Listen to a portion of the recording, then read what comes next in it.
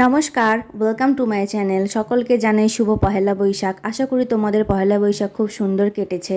আজকের ভিডিওতে আমি বলবো আমি আমার ছোট্ট অলি বেটুকে কীভাবে এসি অ্যাডজাস্ট করিয়েছি। আর আমি ওকে 1 থেকে 1.5 সপ্তাহের মতো এসিতে রাখার পরই এই ভিডিওটা বানাচ্ছি। মাঝে কয়েকদিন এসি বন্ধ ছিল ঠান্ডা ওয়েদার থাকার জন্য। তাহলে চলো দেখে নাও ওকে কীভাবে অ্যাডজাস্ট করালাম।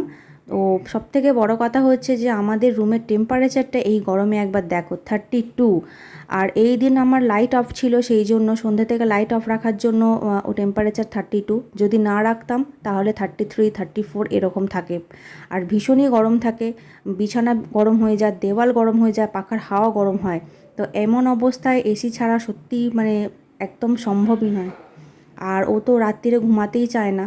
আর আমি এখানে এসি চালালেও মশারিটা অবশ্যই লাগাই। মশারি ছাড়া একদমই বাচ্চাদের রাখা যাবে না। আর যেটা করি, ওকে যে ড্রেসটা ও পরে থাকে, ওকে তো গরমকালে আমি 3-4 বার ড্রেস চেঞ্জ করি, আর রাত্রিরে শোবার সময় ড্রেসটা পাল্টে দিই। আর এসিতে রাখার জন্য ওকে এরকম ফুল প্যান্ট, ফুল হাতা জামা, আর সাথে আর একটা জামা ভিতরে দিই। এইভাবে ওকে আমি রাখি। এসির টেম্পারেচারটার কখনোই 25 ডিগ্রির কম করি না। প্রথম যেদিন এসি চালিয়েছিলাম সেদিন ওকে রেখেছিলাম 29 ডিগ্রি টেম্পারেচারে। আর এখন ও দেখলাম অ্যাডজাস্ট হয়ে গেছে, কোনো অসুবিধা হচ্ছে না বলেই এখন 26-27-এ রাখি। আর আরেকটা যেটা করি, আমাদের এসিটা এই দেয়ালে ফিট করা আছে, আর ওকে শোয়াই একদম এসির নিচে।